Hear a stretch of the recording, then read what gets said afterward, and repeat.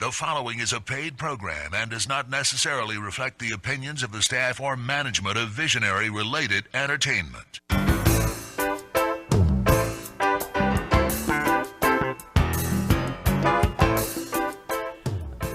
Aloha and welcome to Maui Nonprofit Notes, the weekly radio show where you'll find us talking story with Maui's nonprofit executive directors and staff to find out how they're working to support those with needs within our community.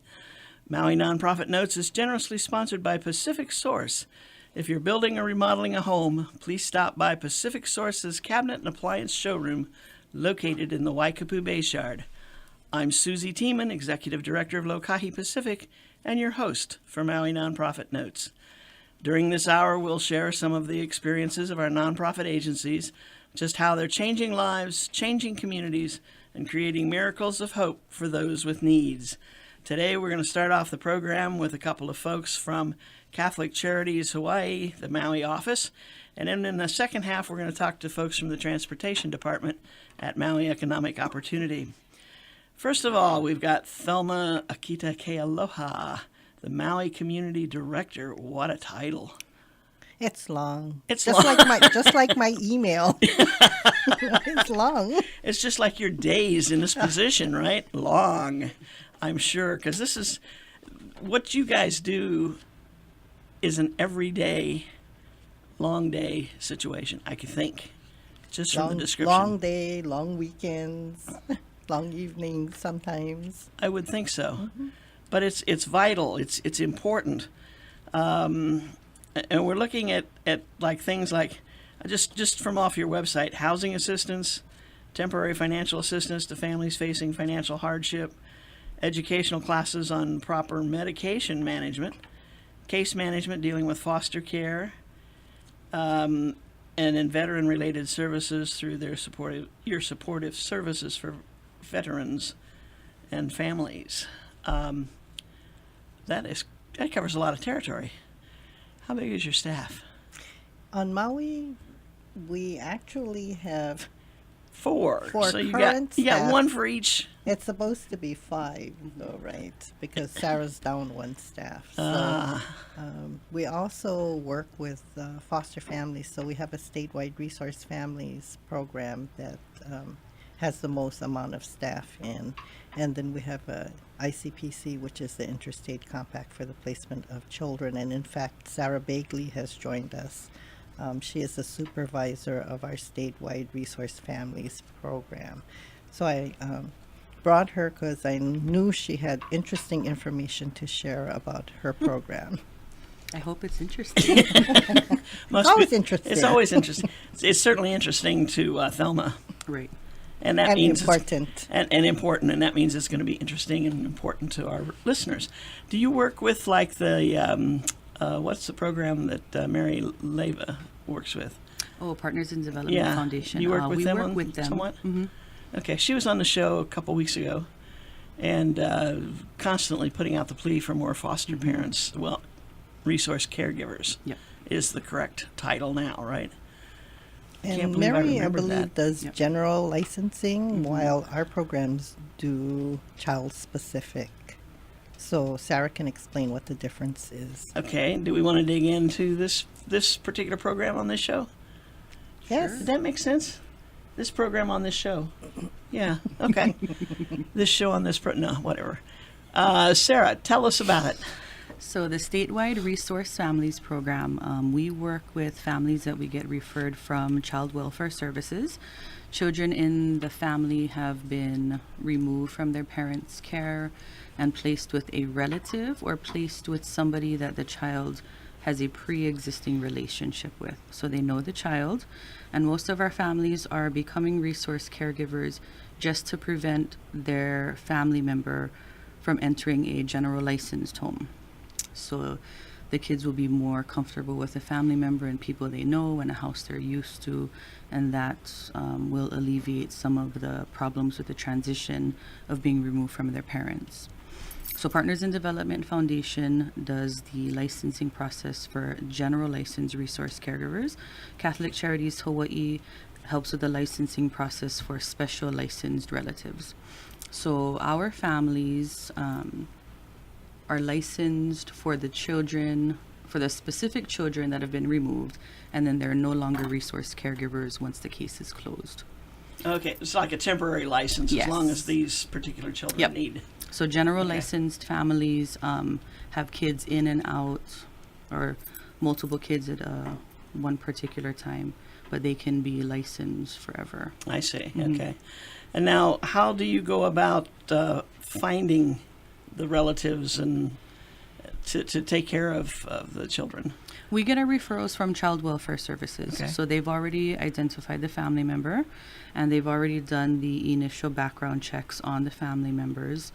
And so when we get the cases, we need to train them, we need to complete a home study with them, and we need to collect all of their licensing paperwork. So they need to do a physical, TB, they need to do fingerprinting. We do 2 or 3 home visits with them to make sure that there's enough space. And we do a pretty extensive background check on the resource caregivers themselves. Lots Okay. and lots and lots of questions. Now, they can have children of their own in the household. Mm-hmm. Yep. Oh, is there an age limit? I mean, do you go up like grandparents, great grandparents? Today we've got a lot of great grandparents running around taking care of children. We do, yeah. Every once in a while, we'll get a great grandparent in their 70s. So just depending on their health, I mean, they do have to pass a physical. Right. So their doctor has to fill out paperwork that says they are capable of caring for these children. I see. Mhm. Okay. And then have a home that's safe and Mm-hmm. and appropriate for another child. Yes. Is there any limitation on, like, are we talking about 1 or 2 children out of a family, or if a family there's 4 kids? However many they have space for. It's very important to the department to keep siblings together. So as often as possible, they will place siblings with each other. Okay. Yeah. Or we have had sibling groups where a couple will go with this auntie, a couple will go with this auntie, and they'll work together to make sure the kids all see each other. Right. But, sometimes it's hard. We have sibling groups of 4 or 5 kids sometimes. They try to keep them together. Okay. Mm-hmm. Is it usually younger kids if there's multiples? I guess. Yeah. I'm thinking how hard it would be for a grandmother or great grandmother to take care of 4 really young ones, Oh, like yeah. up to the age of 7 or something. Yeah. Yeah, that'd be a real challenge. Yeah. In checking in, I'm thinking about what Mary told us the other day about, like, the bedrooms. They have to show that they have separate bedrooms, or they could stay with, if there's another child, same sex, close to the same age, Yep. they could share a room. Yeah. So the foster child has to have their own bed, or crib, or toddler bed, or something like that. But yeah, they can share a room with a family member of the same sex. Okay. Yeah. And then now, do they get the same kind of stipend that others get? Yes. They do. And that all comes through the state. Yes. Okay. Are you said that you get your referrals from the state. Mm-hmm. Excuse me. What if there is no family? I mean, that they know of. If there's not, then they are usually placed in a general licensed home. Okay. So that you would wouldn't be- even see them. Correct. Okay. And I mean, we do have, every once in a while we'll get family friends or like an old teacher or counselor. I think we had a coach once, so they don't have to be blood related. Oh, okay. They just have to know the child. The larger ohana. Yeah, and be vested in caring for them for the time being. I see. And again, the whole intent is to just have them there while things are being worked out Yep. with the parents so they can be reunited. Mm-hmm. While they complete their service plan. Yes. Right. Does that work out pretty often? We're only involved for the amount of time it takes them to become licensed. So once we finish the training and the home studies and they're done with all of their paperwork, we submit the case back to the department, and they are the agency that actually issues the license, and then we're not involved with them anymore. Oh, I see. Yeah, so we Oh, don't okay. get to hear about the happily ever after. Right, the parents success did what they were stories. supposed to do. Yeah, we I see see. people, at Costco and Walmart and, oh, you guys still have the kids? Oh, yeah, we adopted them. Or, oh, no, the kids went back home. Everybody's doing great. So only rarely do we find out what actually happened, which is still exciting. Yeah, Yeah. I was going to say Because it's nice to know. That's half the fun of it, Yes. is seeing it completed, especially if they get to go back home. Yeah, but yeah, so we're only involved for the amount of time it takes to get them the licensed. licensing done. Yeah. I see. And traditionally, that would take how long? It varies. We're supposed to shoot for 6 to 9 months. Sometimes it takes longer. Sometimes families need a little more time to complete the process. I'm working on one that is just shy of a year. Whoa. So Now, are the children with them during this time? yeah. So if the workout period truly works, they could be going back to the family before they even get a license. They could. Yes.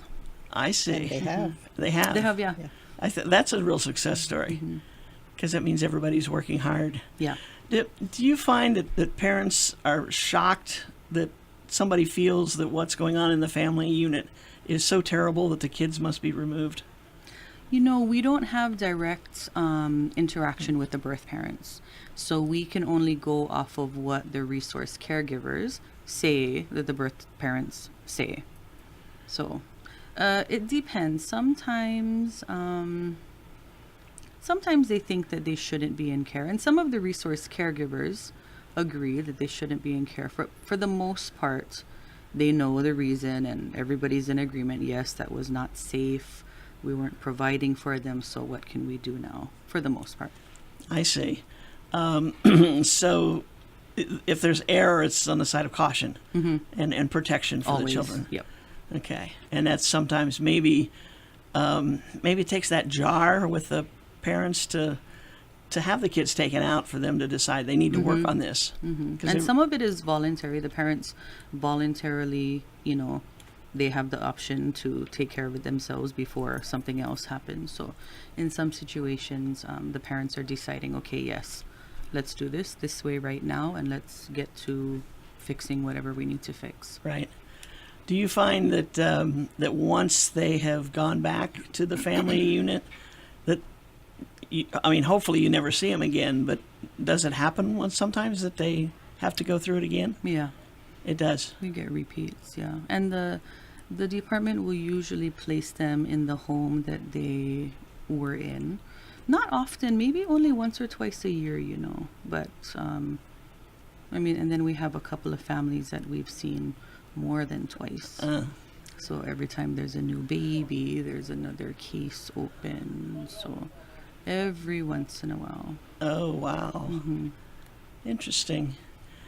I guess that just, on some level, it fascinates me that people don't see what they're doing.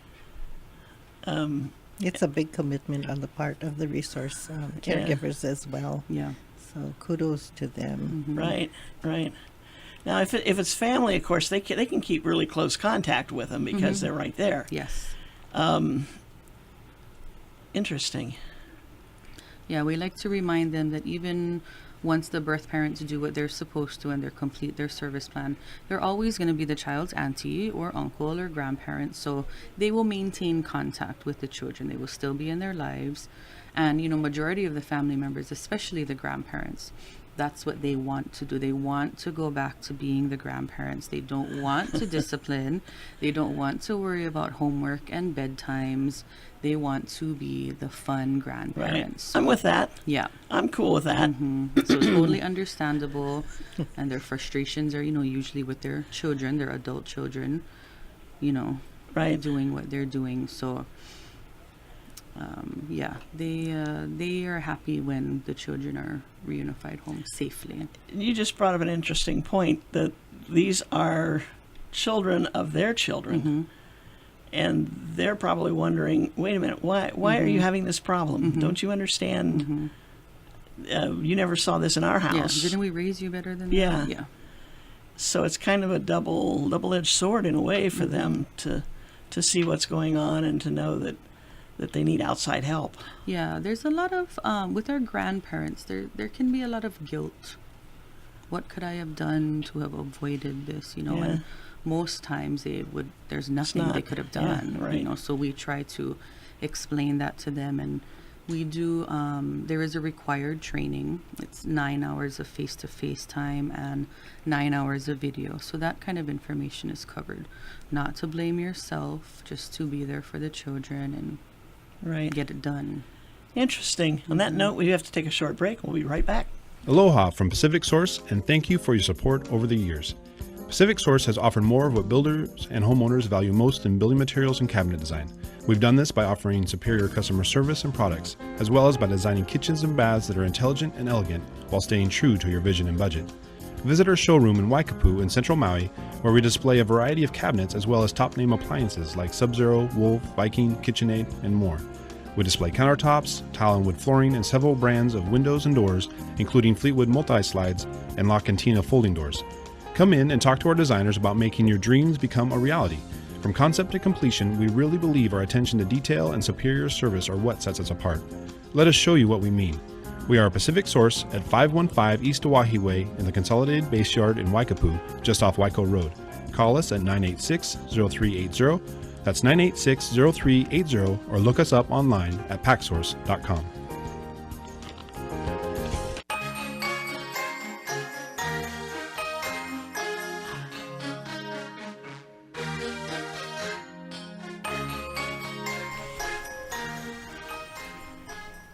And we are back on this day before Thanksgiving. I always think of Thanksgiving as the second greatest day of the year. Why is that? Anybody have an idea why it's the second greatest day of the year? What was that? Because your birthday would be the first. No. Oh, the peanut gallery's busy in here. It says because my birthday would be the first. No. It's the second greatest day of the year to me because it kicks off, in my mind, the Christmas season. And the greatest day of the year is, of course, Christmas. I can think of no other day of the year that has more meaning, more promises than Christmas. And Thanksgiving, so often you hear the people who get down on Thanksgiving, say, well, come on, there's nothing to be thankful for. I don't have a job. I don't have a house. I don't have a home to live in, blah, blah, blah, blah. Hey, you've got something to be thankful for.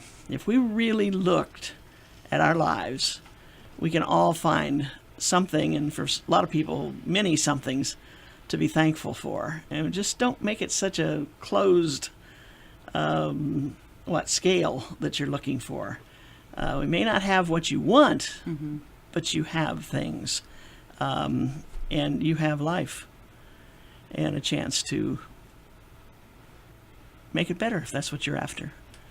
Catholic Charities can help with that in a couple different ways, right?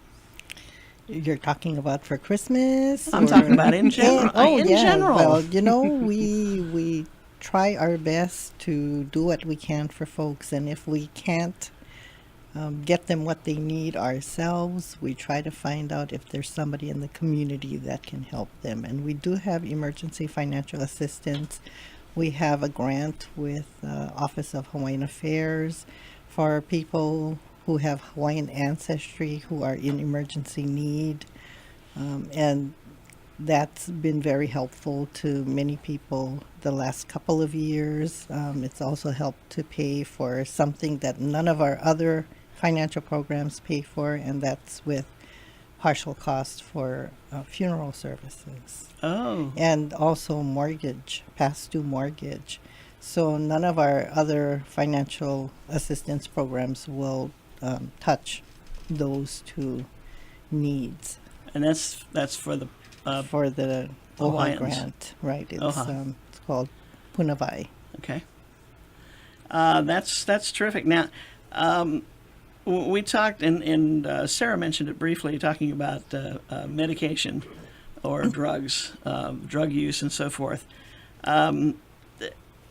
People just, get so confused with drugs that are maybe prescribed for them for like after surgeries and things like that. And we put it in a category and we say they got hooked on it. You've got some classes about medication.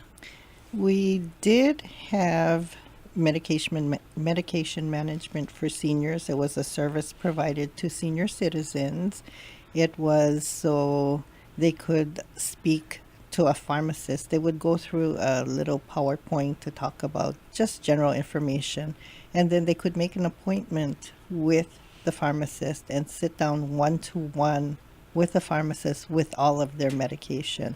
Because sometimes the seniors will take something that contraindicates another med and not even realize. I mean, my father did that for months and got extremely ill, and nobody could figure out what was going on and why he was getting sick until my mother went in. My mother should have been the pharmacist. We took all of her meds, all of his meds in, and they found out what the problem was. So, and we had a woman came in one time that asked me, okay, so I can bring all my meds. And I said, yes, or you could write them down. And she said, no, I have to bring them in. And I didn't understand, but she had one of those large paper bags full Oh my of gosh. meds.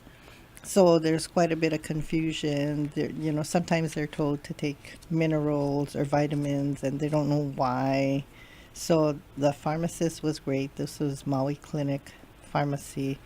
They were awesome. They had students that also helped, and they were patient with the senior citizens and explained everything. And everything was done so their physician would also be notified that they had sat down with the pharmacist and this is what was discussed and all of that. So the grant did end, unfortunately, and we're trying to keep it alive with volunteers, but our pharmacist left the island, Oh, ouch. unfortunately. So yeah, she moved away.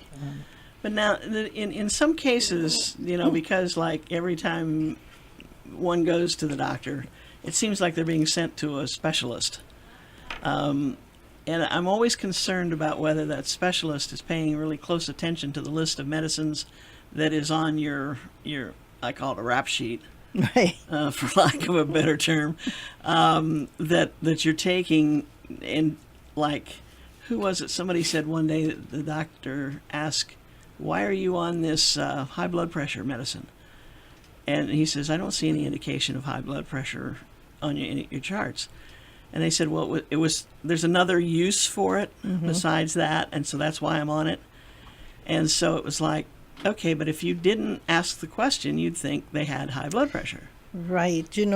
Our best advice for anybody who have several doctors, have a specialist, is to take your list of meds and check it with the pharmacist, because it's the pharmacist that's going to know if there's any concerns about certain things, and then they can take it back to the physician and say, why am I on this?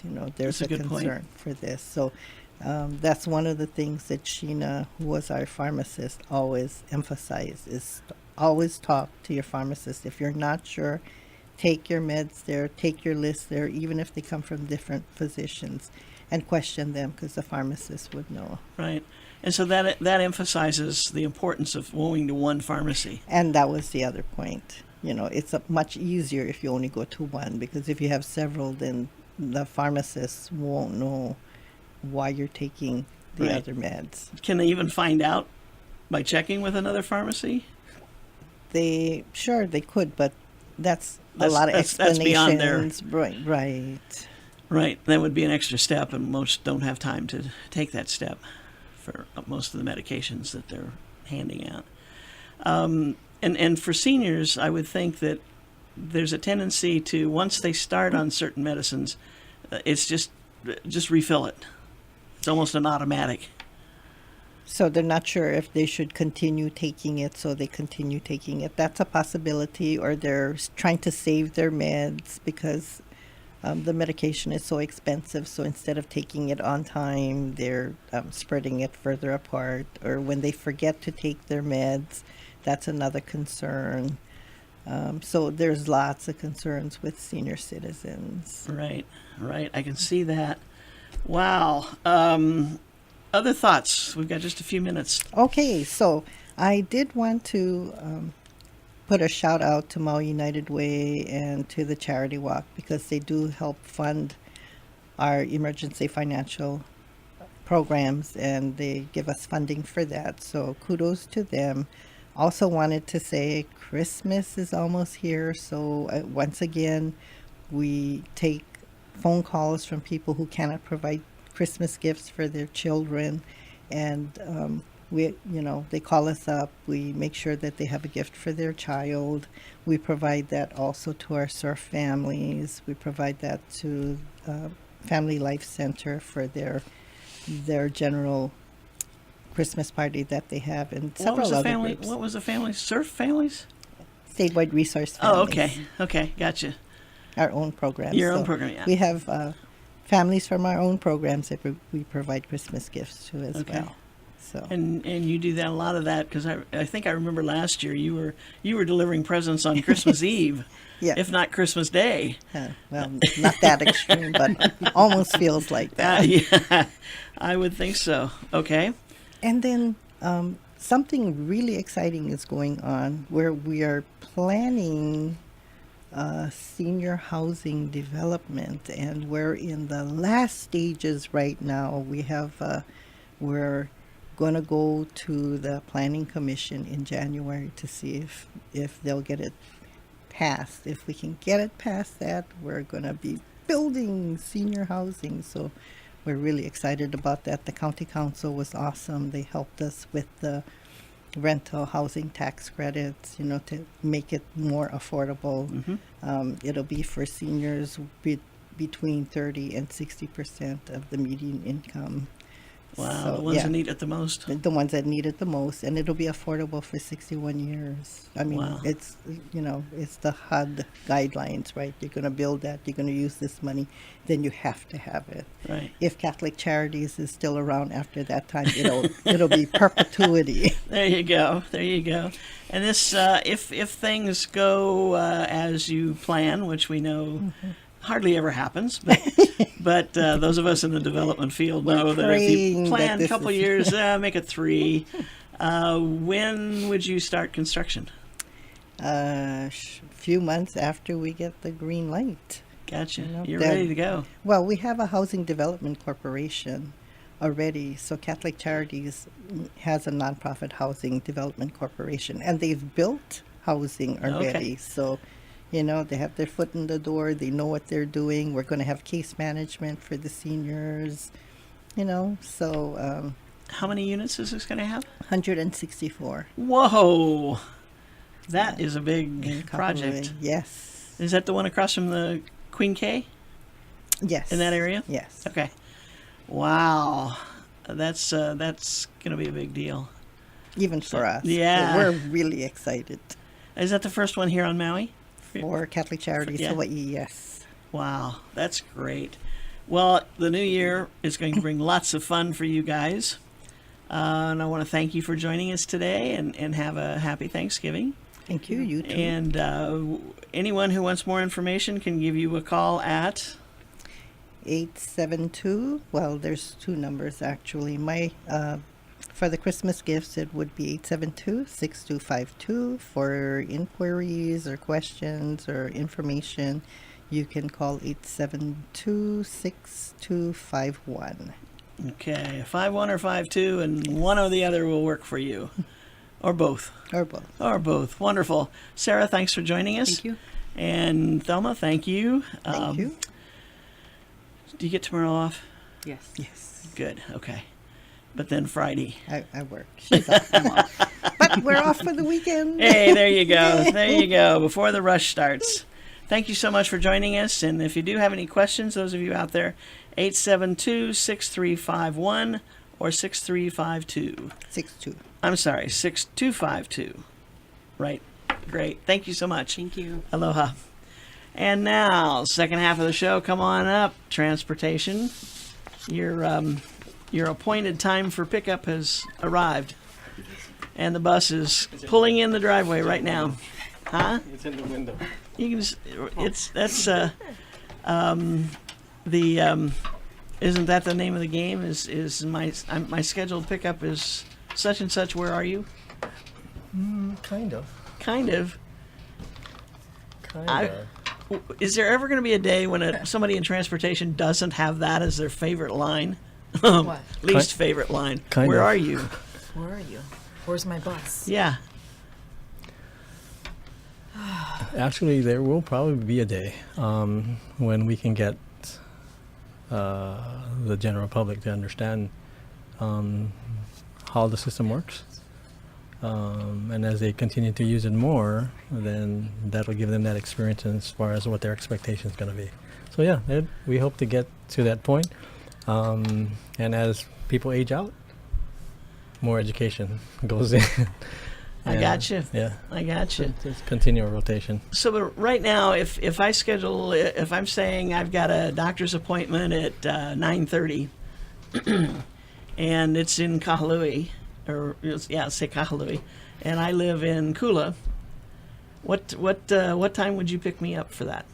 We would build everything based upon the time that you need to be there. So if it's at 9:30, Yep. we will try to get you there by 9:25, and then the system will work it backwards. Okay. So it could be somewhere about 8:30 Okay. or 7:45 or 8:15, whatever it may be. And once again, it is a shared ride. Right. Yeah. So if it's a busy morning, and there's several people who have doctor's appointments at 9:00, you may have to pick me up a little earlier because you're not going to send a bus just for me. Correct. Once you set up your appointment or make that reservation, the system actually schedules all of the people that are actually going on a trip for that particular day. So maybe yours might be at a medical appointment. It's based upon a particular drop-off time. We definitely have to get you there by that time. And where others may just want to pick up at a particular time versus a drop-off time. So, Oh, I see. Okay. yeah, that makes a big difference as far as you say, you may be picked up first, but you may not be dropped off first. Right. Right. Okay. And there may be a reason somebody the bus goes someplace further than your stop first, and then comes Correct. back to your stop. It is all based upon your reservation and your priority, whether it's a drop-off or a pickup time. Right. Yeah. And now you say the scheduling. Is this all computerized now? Yes, it is. Oh, I'm getting looks. versus the paper and pencil or paper and pen. Yeah. Well, yeah, but you've been on the computer now, what, 2 years? Going on 3 years actually. Going on 3? Yeah, 3 years. Okay. A little foggy in the years, but okay. but it's been kind of a struggle to explain to the community how this all works. It is, and a lot of it has. It is right now. Yeah, I know. Very good.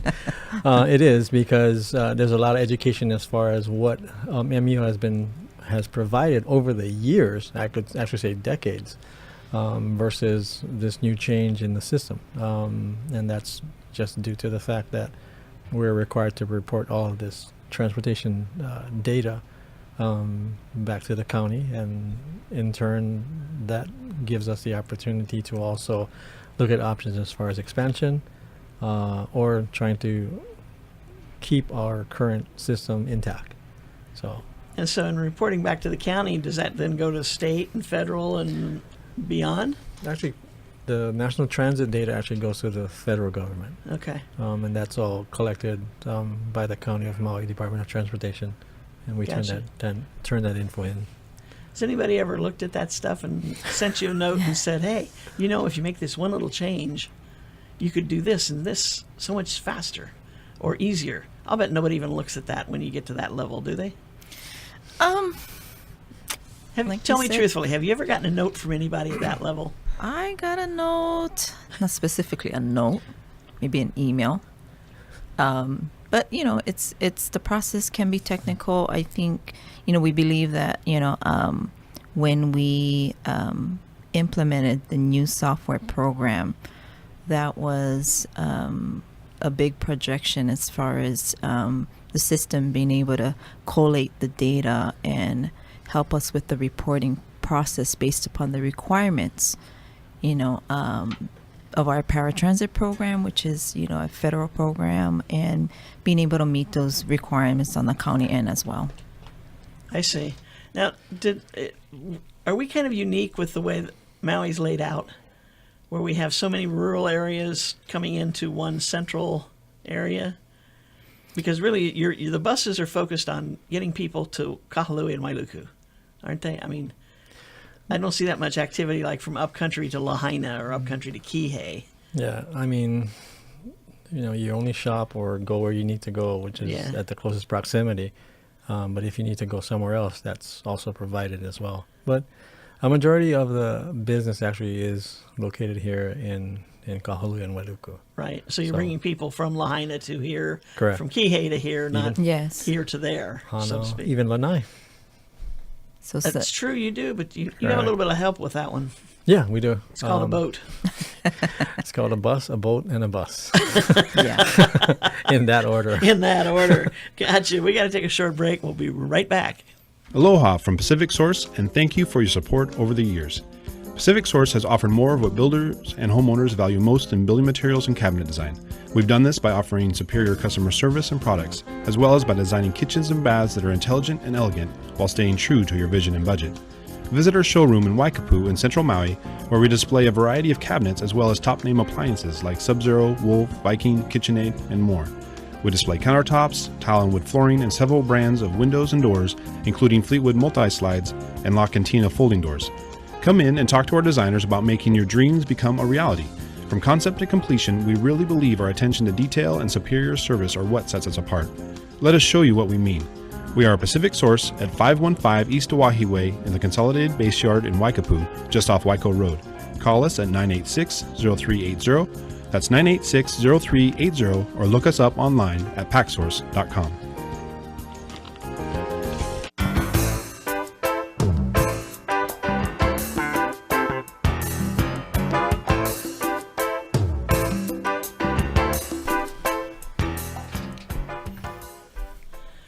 According to the GPS system in my notebook here. Anyway, this is Maui Nonprofit Notes, the weekly radio show where we talk story with our executive directors and staff to find out what's going on in their world. And the second half of the show today, which at the beginning of the show I mentioned who it was going to be, and there'll be a prize for the first person to call in and say who these guys are. No, actually, there's no prize. There's no call-ins. Forget I ever said that. Anyway, we're talking with what? No. The phones are going off. The phones are going crazy. We're talking with Harry Johnson and Janelle Kernan. Yes. Did I get that right? Still correct. Why do I always question your last name? I don't know, Susie. I don't know either. I know it. Well, anyway. So these are the two folks who are in charge of the transportation services for Maui Economic Opportunity, otherwise known as MEO. And how many riders do you have that? First, one-time riders. I mean, not collectively. One-time riders? I mean, individual riders. Oh, goodness. We know how many trips you make. Yeah. Those are statistics you use a lot. Yeah. Okay, give me that. Oh, goodness. So, like on the paratransit program, there's over 1,000 riders that may have used the service at least once. Okay. The beginning of the year, and there's like 3,000 plus, riders on human services, that use the services once, multiple times. We have a lot of regular riders as well, ranging from youth, to seniors, elderly, dialysis. Dialysis is consistent, 3 days a week. So Right. same riders every week. So you handle a lot of people's important trips. And many of some are shopping trips. We acknowledge that, and that's part of what you're there for. But some of them are very important trips. They couldn't get to the doctor without you, or they couldn't get to, what else is that important? Circuit court. Circuit court. Dialysis? Dialysis, okay. That Right, happens. right. And so we know from experience that the reliability of making a reservation on an MEO bus and getting to where you're going, what's the reliability rate of, are we talking 95% of your trips get the people get to where they're going on time? We're about what we call the on-time performance. We are averaging about 90%, and that varies based upon the holidays, Right. and then lull times, such as during the summer when there's not that much activity going on. So we try to build that performance or the on-time performance to 90% on Okay. average. Yeah. And those that you don't make on time, you're close.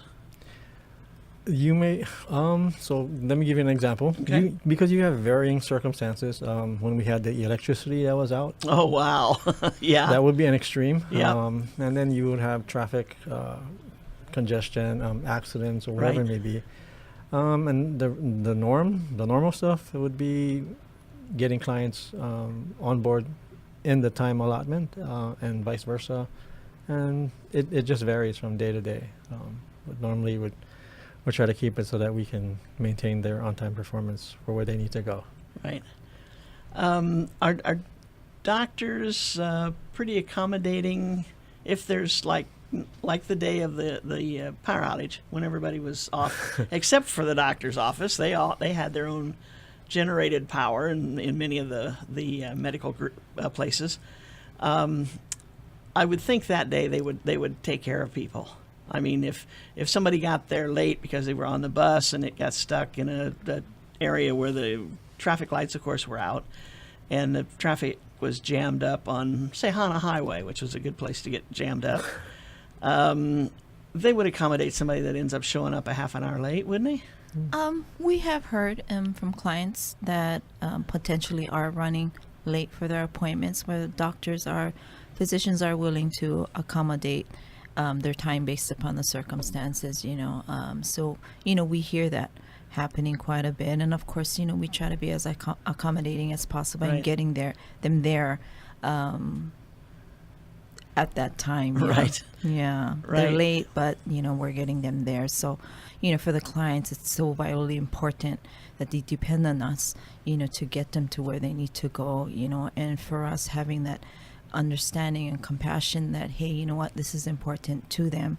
It's part of their daily living. They depend on us, so we do our best to I would be there think for them. I would think that one of the things that your writers could hopefully understand is that if they give you a better window for being picked up and getting to the location, it's not like you're driving your own car where you can get in and half hour later you're going to be there.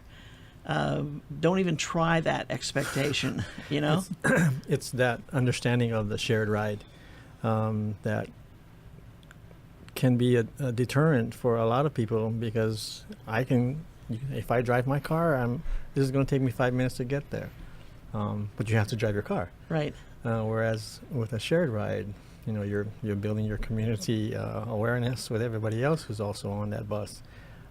So get a chance to sit down and get to know someone on the bus, Right. because you're going to be on the bus as a shared ride client. So Right. it's that education piece that Yeah. it's kind of missing, or it's going to be continually going through that re-education process with people. So Right. To me, it's one of those things where you just kind of sit back and relax and enjoy the ride. right. I mean, if you've scheduled it appropriately, that was me and That was Susan. my You're water okay. bottle. You're okay. Okay. If you've scheduled your ride appropriately, sit back and relax, read a book, read your Kindle, do your homework, whatever the case might be, you'll get there. Ideally, yeah, that would be the Yeah. So that you guys need to come up with a motto or something like that. Enjoy it's the called ride. helping people changing lives. Right. Wow, that was an original one. Go with us and enjoy the ride. Don't be so worried about Yeah. the destination. Yeah. Yeah, You but know, it's plan important ahead. to them whether or not they're going to the doctor, shopping. Right. It's important to them that they're there on time. And Well, see, to me, it's the start time for this whole thing. Correct.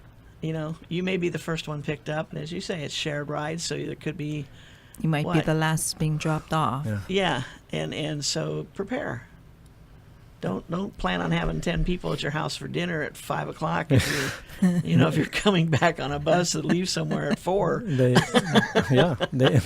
Maybe we should suggest a food cart on the bus. Like the airlines. Oh, no, not a good idea. Okay, now you've got several different size buses. You've also got cars that are out, and a van, I think now too, don't you, or something? Yes, we do. So, how is it the computer that tells you what you need to send out based on the ridership for that route, or? Actually, everything is based upon every client's individual profile, whether they are ambulatory or whether they are on a wheelchair, whether they're a door-to-door client versus a curb-to-curb. It makes a big difference as far as what their profile is set up, and that will determine what vehicle that we may have to assign to a particular client. Oh, I see. It makes a big difference on how that client profile is set up. And accessibility is sometimes Correct. A roadblock where we're not able to send a larger vehicle because of where the Right. residence is located. Right. Yeah. Now, at the start of the school year, there was this big plea for bus drivers from a new bus company that got the contract for school buses for the kids, and they were short so many drivers. Did you get hit with people leaving to go do that, or is your staff pretty steady? We're pretty steady as far as being short on drivers. Short on drivers. Now we're gonna make a plea for drivers. I see. Gonna do the spot right now. I mean, you guys have kind of always needed more drivers. It Yeah, seems like it's- every time you get some, you need more. That's how the system Right. grows. Right. We've gained some and we've lost some, and it's just part of the nationwide criteria where there's Yeah. just a shortage of CDL drivers or qualified drivers for that particular type of vehicle. So Is that tough to get a CDL license? It's not. Well, it depends on who you ask. It's a process. It's a process. So the light at the end of the tunnel. We have two, trainees on board that are going through the CDL process right now. We're still recruiting, continuously recruiting, but we'll get there. Gotcha. Mm-hmm. So, I mean, on occasion, do you guys get to drive? that would be a Janelle question. That's a Janelle question. We definitely are out there with our staff.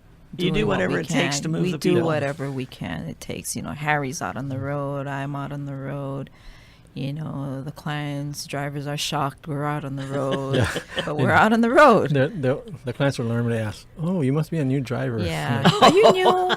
Yeah. Okay, we'll go You're with a that. driver? Yeah, that's good. That's We good. like you. Yeah. Okay, so say I, as just an average driver, decides I'd like to be a bus driver. Matter of fact, at one time, I think there was somebody over there who thought I was going to do bus driving. Anyway, but say seriously, I was thinking about doing it.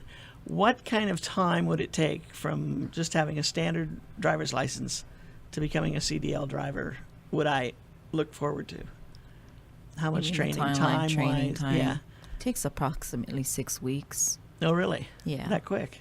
Yeah. Oh, okay. Well, it really relies on the employee. If I work at it. Yeah, you work at it, so it's kind of a twofold. Okay. So is it textbook and hands-on? Hands-on, Yes. yeah, textbook and hands-on. Okay. And now the CDL you need because of the larger buses. Correct. Correct. What size bus could I drive right away? You could actually drive a vehicle that's under 15 passengers and under a certain gross volume weight.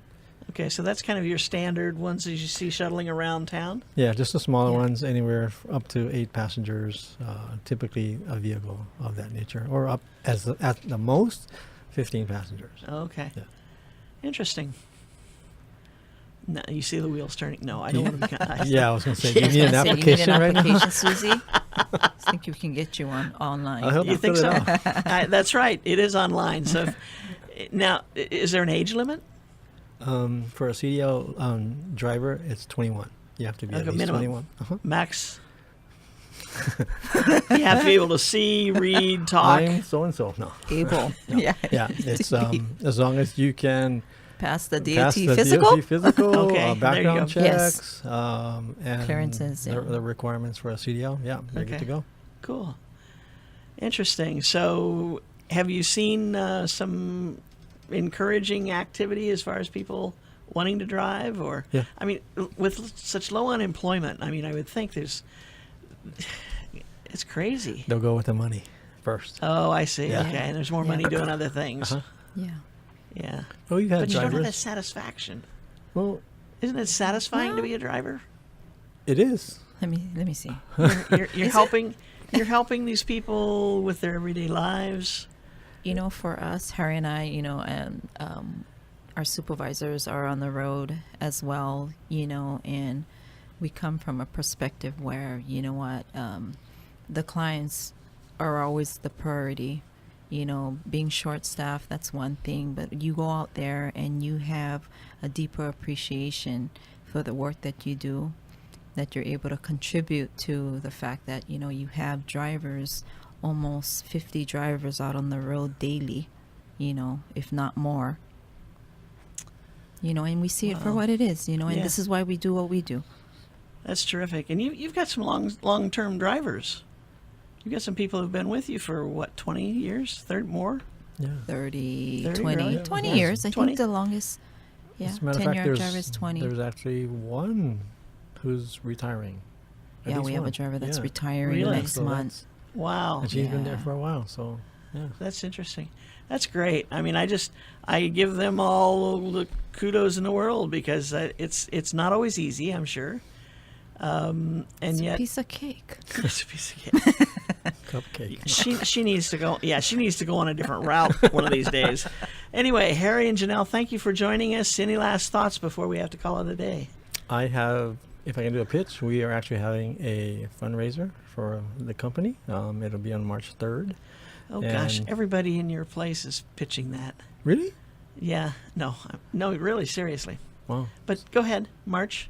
March 3rd, it'll be held at the King Kamehameha venue, and that's part of giving tribute to those who have helped MEO in the past, and as well as looking forward to the future. Gotcha. Yeah. Okay. For more information on that, they can give you a call at 249-2990. That's correct. Is that it? That would be our administrative Administrative office. in office. And for transportation, they can give you a call at 877-7651. That's correct. That Great. is And to correct. get an application so that you can be ready to ride the bus, check the website. Right? Correct. Got it. Cool. Hey, happy Thanksgiving to you Hey, guys. same Thank to you, you, Susie. Susie. Thank you for Happy joining us. holidays. You too. Maui Nonprofit Notes is sponsored as a community service by Pacific Source, the builder's choice. Give Paul and his staff a call at 986-0380 or stop by their showroom in the Waikapu Base Yard on East Oahe Way to see how they can help you with your building project. And when we talk about being thankful, I and all of the members of the Maui Nonprofit Directors Association want to thank Paul Halverson and his team over at Pacific Source for all the years they have sponsored this show. Without them, you wouldn't be listening and hearing all this information of how our various agencies are serving the community of Maui. So Paul and staff, thank you so much. And today we visited with the folks from Catholic Charities and with the folks from MEO Transportation. If you heard something that you'd like to get involved with, give them a call for more information. We want to thank you for tuning in. Don't forget to join us next week right here, same time, same place. Until then, I'm Susie Tiemann, Executive Director of Lokahi Pacific, and your host. Thanks for joining us today. Happy Thanksgiving. Have a great weekend, everyone. Aloha.